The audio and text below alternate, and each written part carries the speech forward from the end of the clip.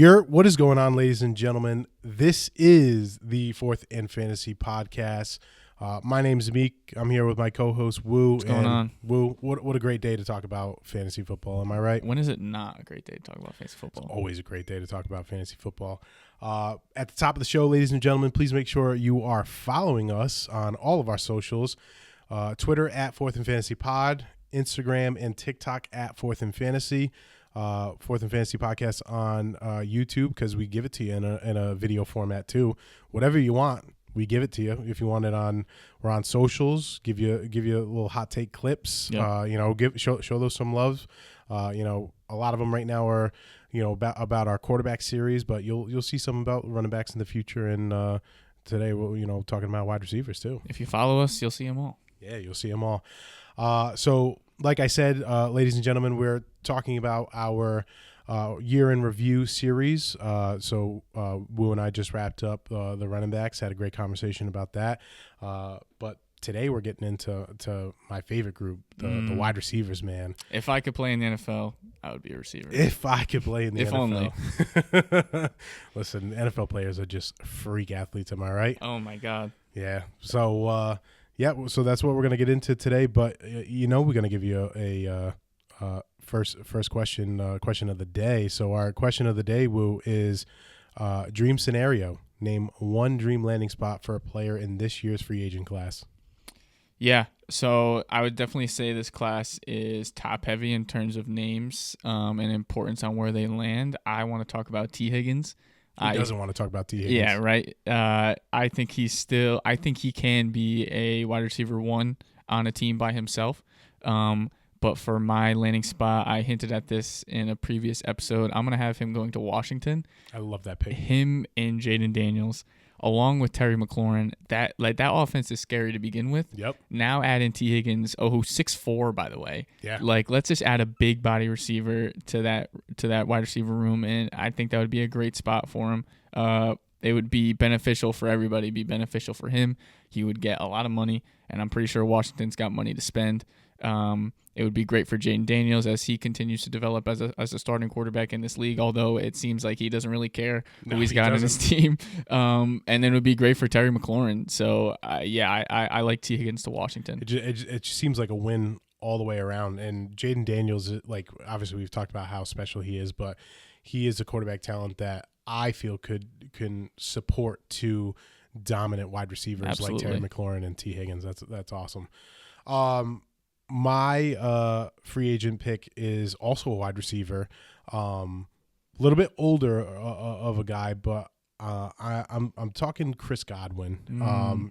I have always loved Chris Godwin. I think he's a dominant receiver. It's a shame he went down with that season-ending ankle injury, because he was having such an amazing season, with Baker Mayfield and I don't think he's going to go back to Tampa Bay. I actually have Chris Godwin going to Houston to play with C.J. Stroud and Nico Collins, because when you look at this team, they struggled on offense last year. They had a tough time. C.J. Stroud definitely had a tough time throwing the ball.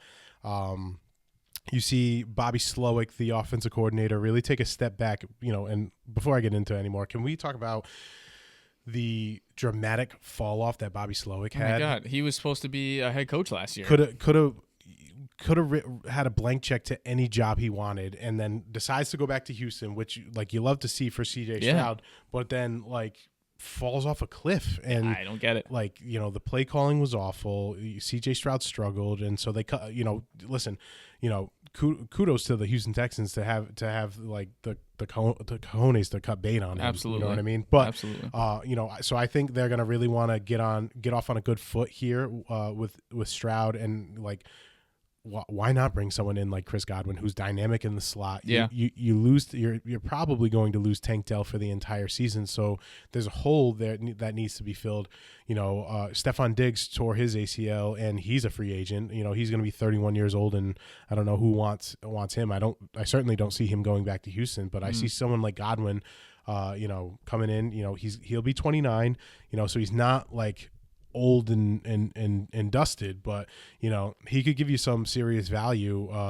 Being opposite sides of Nico Collins. Yeah, I also think his value off the field is important as well. Like just having a veteran, that's a pretty young team, and it's a young quarterback. Nico Collins is still pretty young. Tank Dell young. It would just be a good veteran presence to have in the locker room, and you hear how important that is across all sports. Especially football. So I think off the field it would be a big signing as well. Definitely. All right, ladies and gentlemen, we're going to move into our year in review section of this podcast. So like I said before, today we're getting into our wide receivers. So this is part 1 of the year in review for wide receivers. We're going to go through wide receivers 24 to 13 today. We're going to talk about where they finished, where you drafted them, obviously some of their stats, some highlight performances, and then we're going to talk about their first and second half finishes, and then along that we'll talk about what the future outlook could be, whether it's redraft or dynasty, or if this is a player you want to buy into now, or you want to sell and get that value. So we're going to kick it off. Our wide receiver 24 is going to be Mr. Jauan Jennings of the San Francisco 49ers. Jauan was drafted he was undrafted, but he was the wide receiver 354. Finishes as the wide receiver 24, which is an amazing value that you got out of him. Yeah, I don't think it get any better than that. No, he's definitely the best.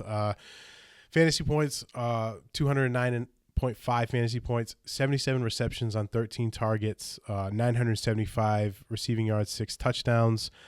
He had 12.7 yards per reception, 8.6 yards per target, and then he had a 9.9 average depth of target. ADOT is what I'm going to refer to it as we go through this series of wide receivers. First half, he was the wide receiver 35.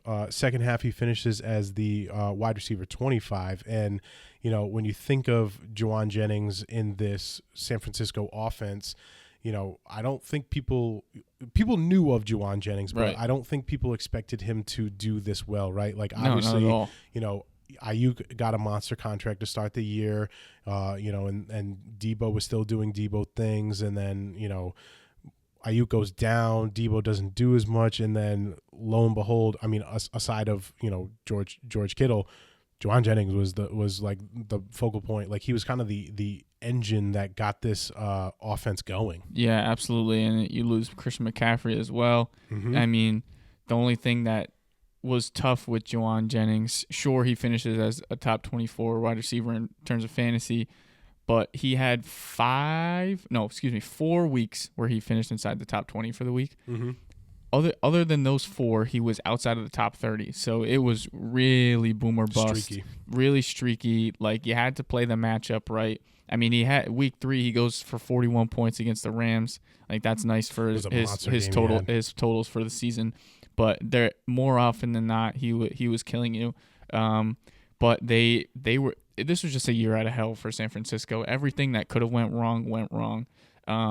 So he was like a nice like wide receiver 3 like flex play as you went, because you had to be really cautious because when he burned you bad. Yeah, he did. And I think that's overall wide receivers in general. Like, yes, we got done just talking about running backs, and you look at running back box scores, and you see a consistent, steady pace with them. Sure, they have some dud games. Yes, wide receivers. And the reason why I like talking about them is they are the quintessential boom bust in fantasy football. Like, you could have someone like, prime example, right? Jauan Jennings gives you the wide receiver 1 where he scores like 40 points week 3, but then, week 6 against Seattle, he's the wide receiver 67. So, like, that's some of the gamble that you take with wide receivers, but sometimes like it just pays off for you, man. Yeah, absolutely. Definitely younger than I thought he was. I didn't think he was 27. I thought he was pushing a little bit closer to 30. Really? I thought he was older than that. I thought he was older than that for some reason. Yeah, so that changes how I think about him for the future. He's shown that he can be an option. Obviously the consistency is an issue. We'll have to see. This was the first year where we kind of saw Debo can he still do Debo things? So that's something you have to pay attention to. Ayuk's going to come back. He just got all that money. He's still going to be the guy. Right. Is coming off an ACL, though. This is true. So it might be a slower start to the year than you think. But when I'm looking at Juwan Jennings next year, it's difficult for me to really trust him enough to start him. I get that. Yeah. No, I totally understand. And the way, San Francisco runs their offense too, it's not like they throw the ball all the time. It's when they throw the ball, it matters, but they're definitely an efficient offense where they run the ball to set up play action or, some quick passes, down the field. Debo's out because they signed Ayuk to a monster deal. So with that being said, he comes into the offseason as the wide receiver too. Now, do they make a move in the offseason? I don't know. They very well could. And then, you definitely have to wait and see, wait for free agency to open up and see what moves San Francisco makes before you start, planting your flag on, Juwan Jennings, because you might plant the flag and trade for him now, and then free agent opens up, and then they add in another piece, and you're like, you definitely lost the value because they brought in another piece. So. I think if there's any value to be had, it's more in the redraft section of fantasy. I have this guy was not being drafted at all preseason, so if you get to the end of the draft and he's sitting there and you want to throw a dart at him, go for it. Sure. Like he can put up 40 points in a week. He's still on a good offense and a good team, even though this was a really bad year for them as a unit. But if you want to throw a dart at him, go for it. Absolutely. All right, we're going to move into our wide receiver 23, Mr. Nico Collins. We were just talking about him at a quick question. Nico was drafted as wide receiver 15, finishes as the wide receiver 23. 210.6 fantasy points, 68 receptions on 99 targets, 1,000 yards, 7 touchdowns. That's kind of big because, Nico definitely missed a lot of games. Yeah, 5. Still able to get 1,000 receiving yards is huge. 4.8 yards per reception, which is monstrous. 10.2 yards per target, which is great. And then an average depth of target of 10.9. First half was the wide receiver 16. Second half was the wide receiver 37. And Wu, in the first half of the year, if you had Nico on your team, you thought you had like a top 5 wide receiver during the year. Yeah, shout out Josh Matera. I know you're watching this right now. Absolutely. You were ready to hang that banner by week 5. He was. But then you look at, I think it was week 6. Was that Buffalo game where he got that hamstring injury? It might have been, yeah. So then Nico goes down with the injury, and then you miss him for 5 weeks, right? And he comes back. He still gives you flashes of being that dominant wide receiver that you had in the first half of the year. But I think the offense definitely changed because Diggs was out for the season. I think by that time, not in weeks 12 to 15, but week 16 you lose Tank Dell. Following week he's championship week against Baltimore.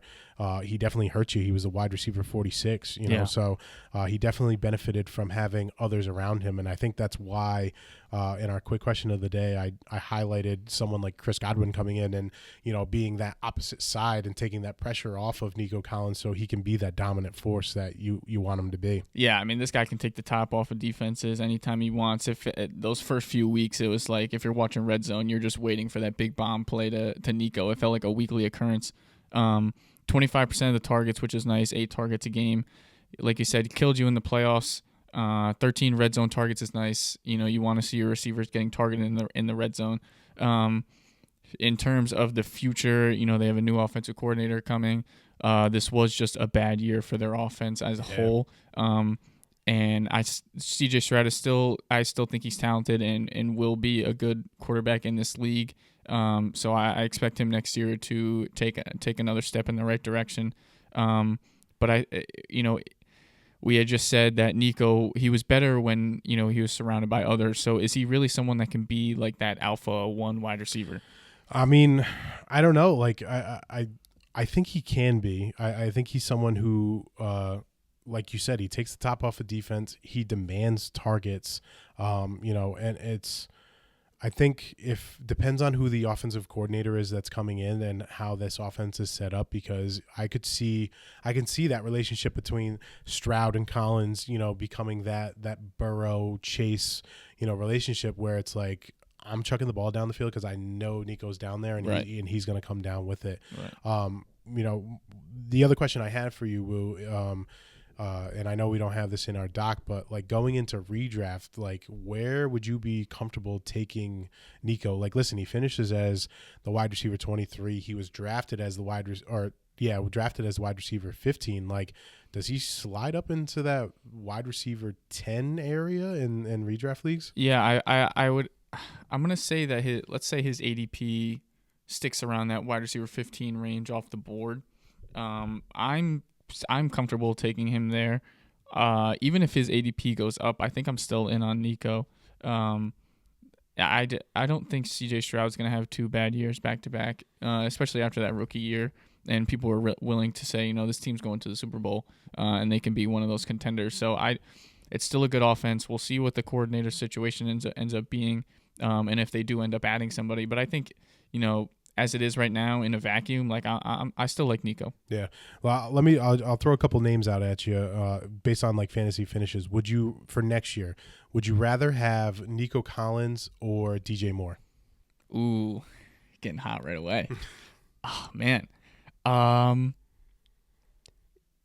think I'm going to, wow, that's tough.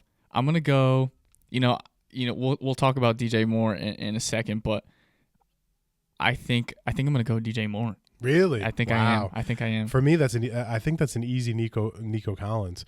So then would you have Nico Collins or Cortland Sutton? I like Nico there for sure. Okay. Nico Collins or Mike Evans? Ooh, I'm gonna go Nico because I believe his ceiling is higher. All right, and one last because I gotta throw him in. Nico Collins or Lad McConkey? Oh, that's not the name I thought you were gonna say. I'm gonna go Nico again, only because LA relies on their run game heavy, and until I see that change, I still think Nico will have a higher ceiling. Fair. Okay. All right. Moving into wide receiver 22, Mr. Jameson Williams. Jameson Williams was drafted as the wide receiver 48. Finishes as the wide receiver 22. 212 fantasy points, 58 receptions on 91 targets, 1,001 yards, 7 touchdowns. He had 17.3 yards per reception, 11 yards per target, and an ADOT of 11.3. First half of the year, he was the wide receiver 55. Second half of the year, he was the wide receiver 19. And Wu, when I watched Detroit Lions football, it was almost like, hear me out on this analogy. Okay. It was almost like when you watch like a WWE wrestler come off like the top rope, you just see Jared Goff chuck the ball like down the field, and here comes Jameson Williams like catching the ball. It was like it just came out of nowhere. Yeah. But like this is what you expected out of Jameson Williams. Like he had a tough rookie season and sophomore season. Like really struggled to get on the field. But I don't know. This year you saw almost like the true breakout of Jameson Williams, and he really kind of came into form. Yeah, I want to go back to when he's coming out of college from Alabama. Prior to his ACL injury, which I'm pretty sure is what it was. Yes. Prior to that ACL injury, he was going to be the number 1 receiver off the board. Like he was in that class with Garrett Wilson, Drake London, Chris Olave, and he was going to be that first wide receiver off the board. And then he suffers that injury, and it knocks him down the rankings a little bit. But talent-wise, he was supposed to be the guy. So I think this was a good season for him to remind everybody, like, hey, like I'm quick. I can break off big explosive plays, like you said. Jared Goff just airs that out, and all of a sudden you got Jameson Williams, who's got 2 steps on his defender. Right. So this was a good season to remind people of who this guy is and what he can be, and there's still way more room for him to grow, in my opinion. Being next to Amon-Ra, it might not be as much as you would like, but I think he's a really good complement to Amon-Ra, because when you see Amon-Ra, yes, he can get the ball downfield, but he's really someone who's going to sit in between the numbers and find those open spots, and Goff's going to hit that every single time. But Williams is the guy can really bring those big plays. Yeah, the only thing that concerns me with Jameson Williams is that I think going into the season, you were so afraid of where he was on the pecking order of, for targets, because Laporta came off of, a monster rookie season. Amon-Ra is their stud. You have, Jahmyr Gibbs getting targets out of the backfield, and it was like, is Jameson Williams really going to be the fourth target on here? And obviously you saw as the season played out, Laporta takes a step back, and Jameson Williams was able to stay on the field more and was relied, or Jared Goff was able to kind of put his trust in him and give him some targets, but he's definitely like a boom or bust player. So like when you think about building your roster, whether it's redraft or dynasty, like you can't hang your hat on Jameson Williams being that steady force on your team. Yeah, he's got to be someone who complements your other receivers, who can have that big time game, like week 16 in a big playoff setting. Like he goes 5 for 143 and a touchdown. Like right. that's what he can do. And a lot of his work a lot of his bigger games, like it's not even like he's catching 10, 12 balls for these 100-yard games. Like it's anywhere from like 5 to 7. Right. So he really does it, big plays at a time. Yeah. So I'm just curious too about like what the value is in the trade market for Jameson Williams. So I'm on keeptradecut.com right now. Okay. And just going through the trade database of some recent trades that have happened for Jameson Williams, and let me know what you think, Wu. So I'll give you a couple. First one I see, Kyler Murray and Jameson Williams for Brock Purdy and a 2027 first. If you want to get a little more recent, Jameson Williams goes for this year's 110. Wow. Yeah. Okay. I don't know. I think that that's one, a lot. Yeah, I think that one is a lot, right? But I could see, if you're the manager, maybe you have with the manager with the 110, maybe you're set at running back value and you need to get a wide receiver. This wide receiver class is not deep. That's fair. Right? So you want to get some value. And then the other one I'll give you is Kyron Williams, Jameson Williams, a 27 first, and TJ Hawkinson for Brian Thompson Jr., BTJ, and a 210 for this year's draft. Yeah, that one's a big spicy one. I don't know. BTJ is that guy though. No, he's a beast. He's a beast for sure, no doubt about it. When it comes to his trade value, like that, the one with the 110, I think you make a good point where that manager who's sitting with that pick, maybe they are set at running back, and they are just looking to add, the comp, because when you're building a team, you want to make sure you have a good mix of guys who have a consistent floor, who are going to give you 12 to 15 points on a week and then still have that upside potential. But then you also want to have guys who, on a good matchup, like a Jameson Williams type guy, good matchup, and he can have 20 plus points on the week. So that's how I like to build my rosters, especially. And I think Williams fits into that category. Yeah. And don't hear what I'm not saying, ladies and gentlemen. Like, because you have the 110, it doesn't mean like, oh, I need to trade for Jameson Williams. Like, definitely evaluate your roster, see what you have, and if it betters your team by taking a talent like that, and you're set at running back, then maybe that's the route you want to go. Yeah, there's a lot of factors that play into these trades. Not everything happens in a vacuum, so you really need to weigh all your options. Right. All right, we're going to go into our wide receiver 21. Our wide receiver 21 is Jordan Addison of the Minnesota Vikings. Jordan Addison don't have his ADP right now, but finishes as the wide receiver 21. He had 212.5 fantasy points, 63 receptions on 99 targets, 875 yards, 9 touchdowns, 13.9 yards per reception, 8.8 yards per target, and had an ADOT of 12.9. First half of the year was a bummer. He was wide receiver 64, but my man came out strong late. He was the wide receiver 5. Now, someone who I had Jordan Addison in a dynasty league. Last episode, we talked to running backs. I talked about how I made the stupid decision of trading Kyron Williams, but the person I got in return, along with a first-round pick, was Jordan Addison. And in the second half of the year, Jordan Addison balled out, right? So some highlight performances, right? He had wide receiver 1 overall finish against Chicago, 262-1. Then he also had a wide receiver 3 overall finish against Atlanta, where he had 313 yards and 3 touchdowns, just casually. Yeah. I think the sentiment behind Jordan Addison is he's always going to be in the shadow of Justin Jefferson, but like, can he give you a consistent value where he's someone worth having on your team? Yeah, what's a little, I shouldn't say concerning, but Darnold has this career year out of nowhere. He had over 4,000 yards, a bunch of touchdowns, and for him to still finish in the wide receiver 20-ish range, it makes me wonder, how much can he really contribute on a weekly basis? Like, is he like a Jameson Williams type guy where, like, we just finished talking about how, if you get a good matchup, you start him because you're not sure what his floor is, and it's not consistent enough to where you're willing to put him out. Because he did get off to a slow start. He missed a couple games early in the year, so I'll give him that. But again, he has these big play potentials. He's another guy who can, split the middle of the field, and all of a sudden he's wide open. But he is next to Jefferson, which is nice. That'll make his life easier. Obviously, the defense is always going to be paying attention to Jefferson. He got nearly 7 targets a game. He was okay in the playoffs. And his snap percentage did go up as the year went on, which is a good thing to see. So I don't know how high he can really get in these rankings. We just haven't seen enough from him. Yeah.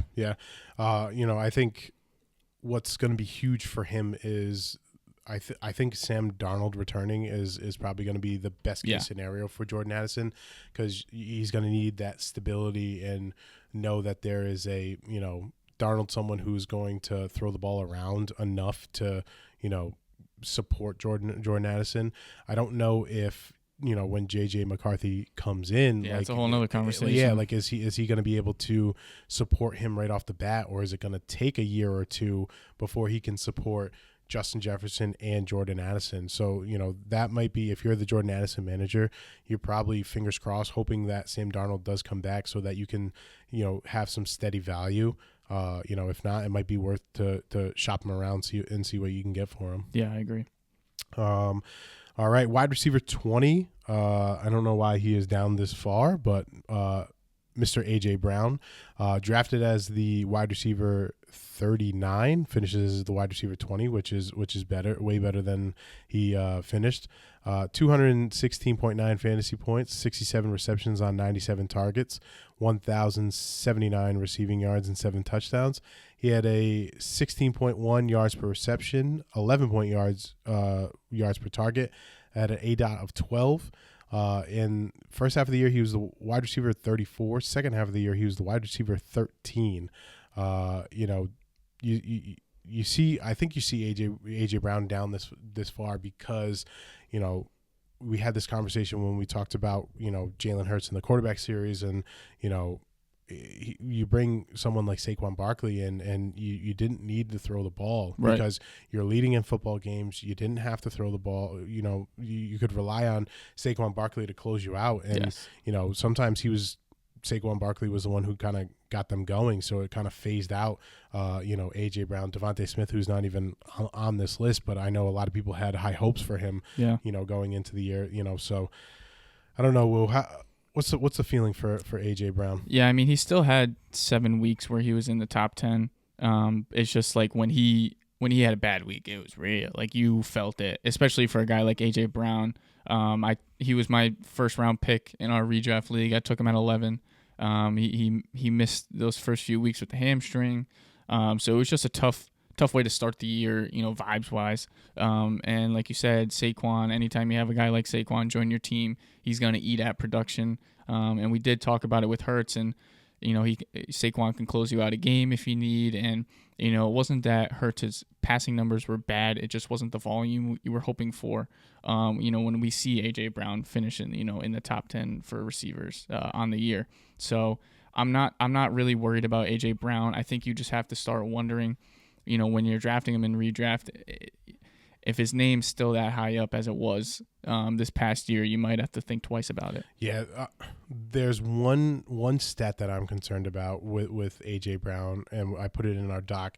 Last year, he had 158 targets, which is phenomenal, and you want to see that in your stud wide receivers. But this past year, 97 targets. Now, I know he was injured, but, is it part of, yes, the injury, but is it also part of, this Philadelphia offense is, starting to go through a sense of like metamorphosis where they're not throwing the ball as much anymore, because they have someone like Saquon Barkley. They have a great offensive line, and, when they get between the 2 and 5 yard line, they can push, so they don't need to throw the ball. I think I am a little concerned about it. AJ Brown is also, he's 27.6 years old right now, so he'll be probably 28 by the time the new year happens. I wouldn't be shocked if Philly trades AJ Brown and gets some value while they can. While they can. So, who knows? Wait and see how that happens. But I could see AJ Brown being on the move, and that drastically changes his outlook in redraft and in dynasty. Yeah. Well, you mentioned his targets coming down. It's obviously because him and Jalen Hurts aren't friends anymore, as we've all heard. Can we just say how ridiculous this story is? Like, aside from all the fantasy, like, why are we talking about this? Are people that desperate for stories? It's so annoying. I can't. And then, like, the whole thing, like him reading on the sideline. Who cares? Who cares? If he's gonna go out and ball, he can read whatever he wants. Right. And I think they asked him about it. He was like, I've been reading on the sideline since I think it was like week 7 or something like that.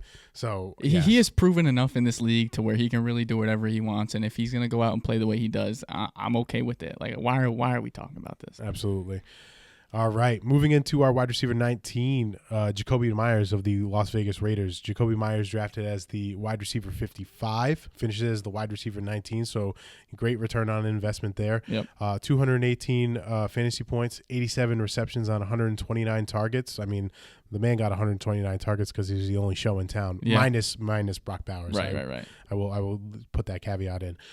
4 touchdowns, 11.8 yards per reception, 8 yards per target, and he had an ADOT of 9.9. First half, he was the wide receiver 25. Second half, he was the wide receiver 26. And, he was definitely that first half of the year, that steady wide receiver 2, reliable target for Gardner Minshew and then Aiden O'Connell. And then obviously when they shipped out Devontae Adams to the New York Jets, he became, beside Brock Bowers, the only kind of wide receiver to get targets. He had a 25% target share, which is great to see. Mm-hmm. He had 3 top 12 weeks. But you also see a lot of up and downs in his box scores, right? Like, 1 week against Denver, he's the wide receiver 7, and then he follows it up against Kansas City as the wide receiver 26. Right. So, definitely a wishy-washy season from Jacoby Myers. Yeah, he killed you in the playoffs if he was someone that you needed to start. But he was that, like, he is one of those guys, and we've seen it in years past, where he can give you a steady floor. I got to give it to him. The fact that he did what he did this year with the quarterbacks who were throwing him the ball, like, tip of the cap, man. I would have given up. Throwing him the ball. Exactly. So I got to give him props for that. But we did touch on the massive ups and downs. He had 15 red zone targets, not insane, but he rarely got into the end zone, so that also killed him.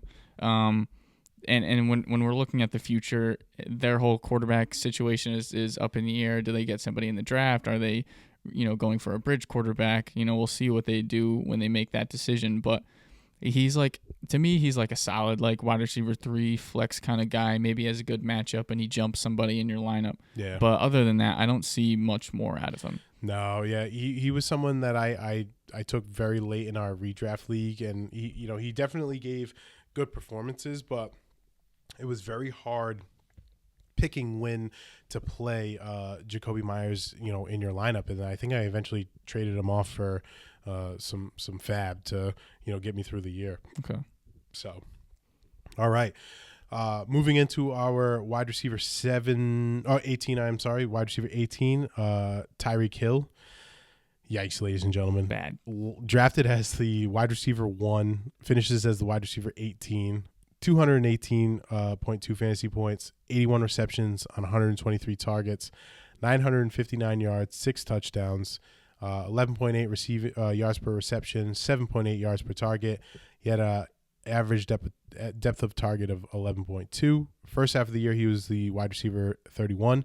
Second half of the year, he was wide receiver 11. But if you were the Tyreek Hill manager, you do not want to see him down this far. Yeah, there's a couple of redraft leagues that I'm in, and I had the second pick and the third pick. And in both cases, I was able to get Tyreek Hill, and I was super excited, especially the spot where I had the third pick. I didn't think I was going to be able to get him. I was very excited because I had never had him on any team up until this year, so I was excited to see what that ride is like.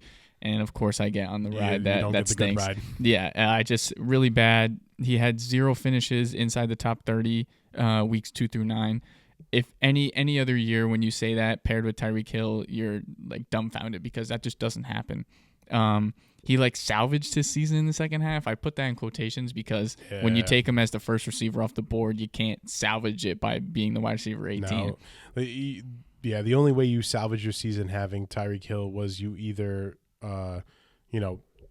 made the decision to say that, Tyreek's not going to burn me anymore and I'm just going to bench him, or you traded him off. Like that was the only way you salvage your season with Tyreek Hill. That's exactly what I had to do. Is I had to trade him in both spots, which was tough, but it was a decision you had to make. It's a tough one because you're always like, I remember earlier in the year, I'm like, okay, like at some point he's got to turn it around. They'll figure it out. It's Tyreek Hill. Like, why are we even doubting this? And it was just like another week where it was a bad performance. I'm like, wow, like I really got to move on.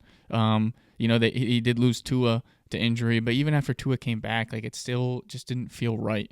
It was unfortunate to see. And I think he knows that something was off too, because that end of the year press conference or just like that locker room interview that he had is just like sticks out. That like he was definitely frustrated. He needs to get out of there, and he basically said that he's done. And I don't know what Miami can do to keep him from leaving. I mean, yes, he has still 2 years on his deal, but like Tyreek Hill is probably someone who's going to say, I'm either going to retire or you trade me. Yeah, 100%. He might not even like practice at all this summer. It might be one of those situations where he just holds out until they get rid of him. I'm pretty sure he posted on Twitter a Photoshop of him on Antonio Brown when they left that Jets game. So if he's posting that, like that's not good. No, not good signs.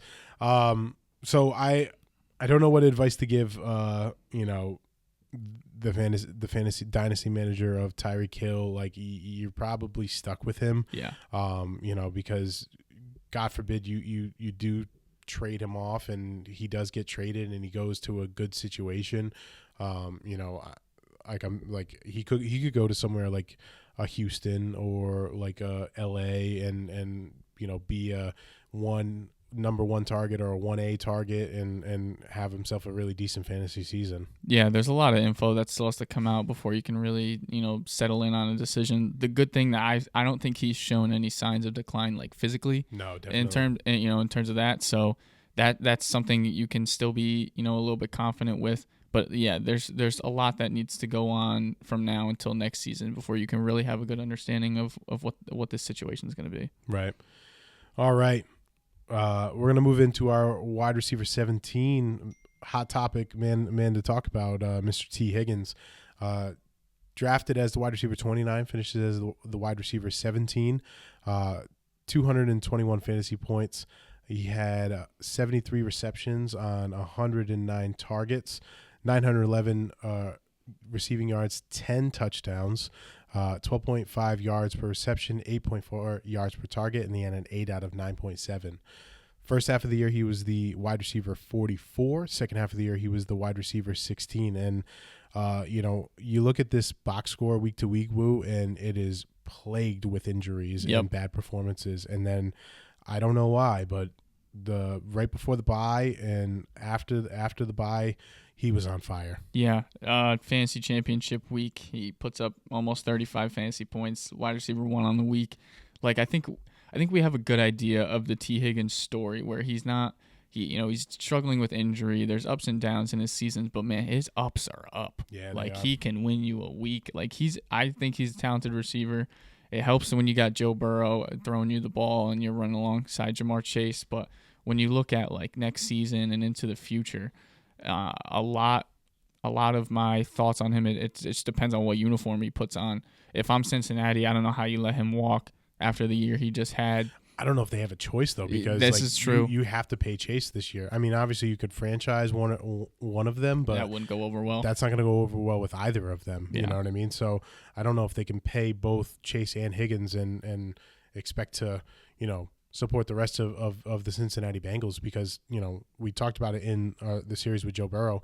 He still keeps getting sacked all over the place. So they need to address that offensive line. Absolutely. You know what I mean? Like you can have, two Lamborghinis, on either side, but if you have a bunch of lemons in front of you, like it's not going to help you. Yeah. What was good to see is it was a career high in target share. It was 25%, 24 red zone targets, followed up with 10 touchdowns. For T. Higgins, I think there's a lot of good landing spots, and it would be in my head, there aren't a lot of scenarios where he goes to another team and I'm like discouraged of where he ended up.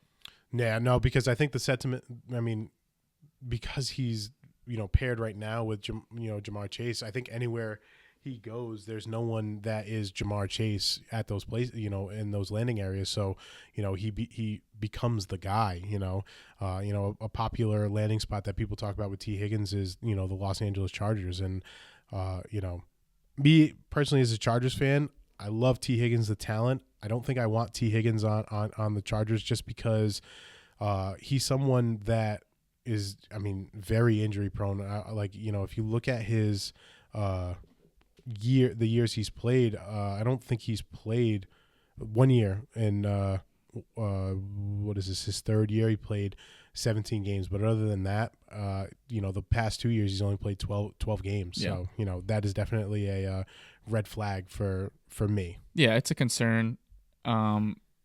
We've touched on the talent. It's there. You just pray that he stays healthy for a year. Yeah. You want to see full seasons of T. Higgins if you're willing to pay him top dollar. I was going to say, because you get a full season of T. Higgins, like it's the value of what you get for that is greater than probably what you spent for him. I agree. That's huge. Moving into our wide receiver 16, Courtland Sutton of the Denver Broncos. He was drafted as the wide receiver 49. Finishes the wide receiver 16. 235.1 fantasy points, 81 receptions on 135 targets, 1,081 receiving yards, 8 touchdowns. He had 13.8 yards per reception, 8 yards per target, and had an 8 out of 13.2. First half of the year, he was the wide receiver 26. Second half of the year, he was the wide receiver 12. And, when you look at those two halves, I think, that goes hand in hand with the development of Bo Nix. Right? Yeah, absolutely. I do have Courtland Sutton in our dynasty league. I got him in a trade like a couple years ago. I don't think it was last year. I want to say it was the year before, and it was just like an extra piece in the deal. It wasn't like the trade was focused around Courtland Sutton. So the year that I got out of him was great. Like, this was a huge surprise. I didn't expect anything from him. But yeah, definitely hinging on Bo Nix. And the thing I want to highlight right now is weeks 8 through 13. He just went off. Week 8, he goes wide receiver 18, wide receiver 7, 9, 27 in week 11, which is whatever. But then week 12, he's the wide receiver 4. Week 13, wide receiver 17. So yeah, huge for Bo Nix. It was a career year across the board for him. 25% target share, 22 red zone targets. I think Denver's in a spot where they need to add to their wide receiver core, and I don't know. Depending on who it is, like, I think Sutton ends up taking a backseat. Yeah. There are some other pieces, though, I think, where Denver needs to address. Like, I think they need to address running back. Their defense is pretty set, and then maybe next on that list, they probably need to address tight end. Yeah. But if they don't make a big splash, Courtland Sutton could be a viable option for you next year in, the fantasy season. Other than, if we take what's there right now, I believe it's only Marvin Mims, Devon Vele, and end of list of like relevant people. Yeah. So if they make moves, big splashes in other areas, and they don't make a move at wide receiver, that is a telltale sign for you that they're really trusting of Courtland Sutton. They don't think he's lost a step after having a career year, and it might be all systems go on Cortland Sutton. Yeah, having him on my team, I'll tell you right now, I'm not planning on moving him. I'm kind of banking on Bo Nix and him being even better next year. We'll see what they do in the draft and free agency, but if he's still that number one target, I'm definitely holding on to him. But as of right now, I have no intention of letting go. Right. All right. Wide receiver 15, DJ Moore of the Chicago Bears. Nice to see him up here again. I know he was up a little bit higher last year, but staying in that wide receiver 1-2 category is good to see. He was drafted as the wide receiver 19, finishes as the wide receiver 15, 237.1 fantasy points, 98 receptions on 140 targets, 966 yards, 6 touchdowns. He had 9.9 yards per reception, 6.9 yards per target, had an ADOT of 7.4. First half of the year, he was the wide receiver 28. Second half of the year, he was the wide receiver 18. I think this is definitely signs of, the growing pains of being with Caleb Williams. But it's good to see that they were able to build or develop that relationship through the second half of the year where, he finishes as the wide receiver 18. Definitely when you look at his box scores was, more often than not, he hurts you. Yeah. You know what I mean? Like, I look at week 8 through 10, he was a wide receiver 69, 56, 57, right? Like, he killed you there. But, definitely had some flashes during the season. Yeah, the fact that he's even up high on this list with the coaching scenario or coaching situation in Chicago and Caleb Williams, still coming into form. He was a part of that deal with Carolina that when they moved up to that first pick, like that's how highly valued he was, to be a part of that trade that got Carolina the number one pick. So I mean, he's a target machine, which is good. Although the quality of targets this year wasn't right. Ideal. But it's nice to see that Caleb understood who his alpha dog absolutely. was. Absolutely. And when you put me on the spot about Nico and DJ Moore, when I'm writing in our notes, I was unsure about DJ Moore, but when you just put me on the spot there, I think I'm kind of high on him going into next year. When adding Ben Johnson, I still really like Caleb Williams as a quarterback in this league. I know people are ready to write him off, a big bust after his huge college career and the hype that surrounded him, being the number one pick. But I think that was really a situation where the coaching was pathetic. Yeah. They go through a bunch of different changes, play calling wise. So I think Ben Johnson is someone who can come in, really change that culture. He was just a part of that huge rebuild in Detroit. He's been through that. So I think that points the arrow up for me for DJ Moore, because I think Caleb Williams is still going to be a talented quarterback. Yeah, no, I am definitely excited for DJ Moore. I'm someone who has Caleb Williams in our dynasty league, and I took a real hard look at Caleb Williams and what his situation is, and to be honest with you, I'm excited because I know we didn't talk about Caleb in our quarterback portion of the series, but he was someone who the lows were low, and but he showed you flashes of why he was the number one overall quarterback taken. And I think he's just a rookie, and now you pair him with a dynamic offensive mind like Ben Johnson. I think someone like DJ Moore turns is the benefactor of of all of these things. So DJ Moore might be someone I'm willing to buy. You know what I mean? He is 27.8 years old. He's will be 28, but I think if you're the Caleb Williams manager and you can go out and stack yourself with DJ Moore, that's a dangerous combo to have. Yeah, there's nothing more fun in fantasy than having a stack, especially when it works in your favor. It just makes watching that game so much more enjoyable. Right. Yeah. So again, I'm gonna go back to Keep Trade Cut, and I'm gonna talk about, or I'm gonna look up some recent trades that have happened with DJ Moore. Woo, and I'll throw a couple at you. Yeah, hit me. Let's see if I can get some easy ones. Ooh, here's one right here. DJ Moore for the 201. I'm smashing that. 100%. I would easily give up the 201 for DJ Moore. I'll do that right now. Let's see. I got a bigger one, and it's got your boy in it. Oh God. Justin Herbert, a 27 first round pick. DJ Moore, 27 second round pick, and a 25 third round pick for Josh Allen. Oh, all that for Josh Allen. Wow. That's okay. That's the value that Josh Allen brings, right? Yeah. So it was Herbert, Moore, a first, a second, and a third? Yep. Okay. Yeah. Wow. Let's see. What's an easier one? I see DJ Moore, Tyler Lockett for Andre Yoshivas and Sam Howell. I mean, that one's whoever nothing. made that. Here's an interesting one. DJ Moore for Chris Olave in the 2025 312. Okay. If I'm going after Moore in this scenario, I'm doing that. Yeah. I'm doing that. Okay. Chris Olave it makes me a little nervous. Yep. And then the last one I'll give you, DJ Moore in the 111 in this year's draft for Nico Collins and Donald Parham. I don't know why Donald Parham's in this, but yeah, I forgot he existed. Somebody was a believer in him. Yeah. So was it DJ Moore and who? DJ Moore in.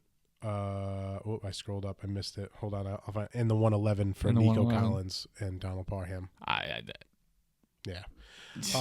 So, there's a couple of ideas. Again, when I do bring up keep, trade, cut, I'm not saying that you go out and do it right now, but there's a framework. These are some of the deals that are happening in dynasty leagues. So, if you have similar pieces, you might be able to make a move. Yeah, and there's all like in across all leagues, we've seen it in our dynasty league where there is a big trade that kind of sets the market for everybody else. So it could also depend on that in terms of value. Absolutely.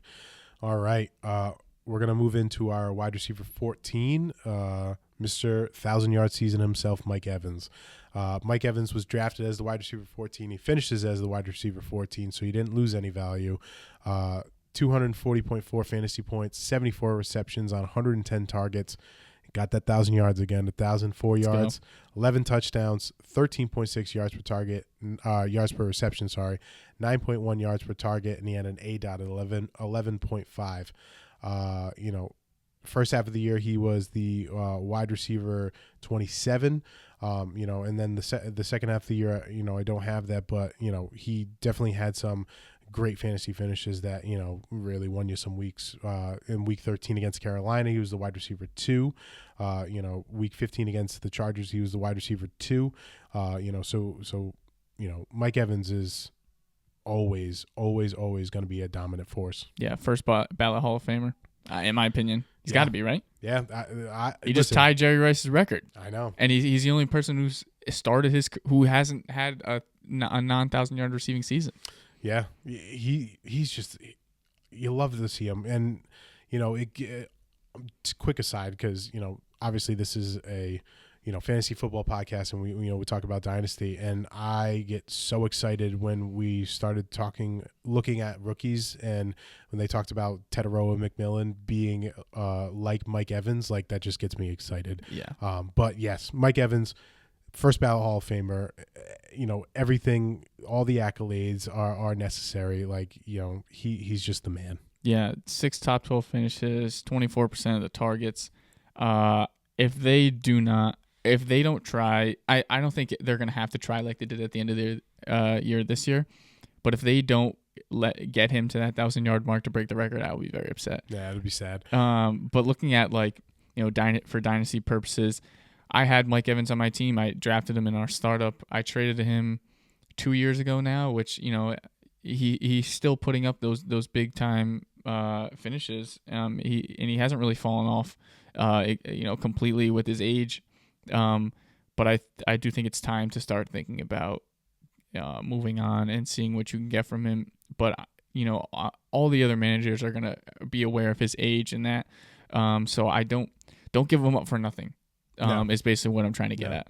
And honestly, the fact that he has had so many consecutive 1,000-yard receiving, like that's a selling point to your league mate that you're trading to, is like, listen, I'm giving up a guy that is always going to give you 1,000 yards, so like that's a good talking piece to start with, any trade talks. Yeah, I also wonder if you do have him and you are looking to move on, do you wait until the season starts and start to see where people are falling in your league standings wise? Is there a contender who needs somebody else, and that's when you can make your move? Yeah. And really maximize the value. I was going to say, like, the trade market in Dynasty, I treat it almost kind of like the stock market. Like, there's certain times of the year where certain pieces are valuable, right? So, like, we're in the offseason right now, and rookie picks are now the most valuable piece of asset that you have on your roster. So you can get a lot more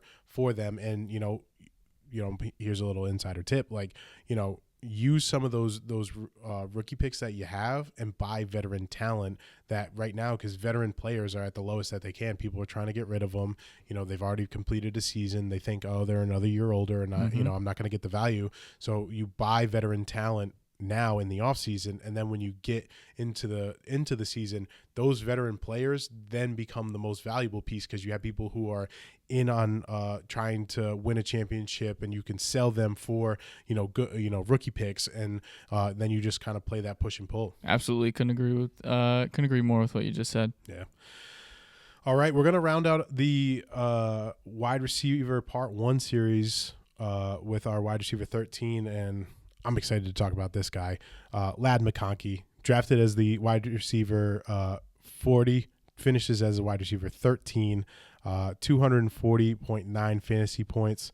He had 82 receptions on 112 targets, 1,149 receiving yards, 7 touchdowns.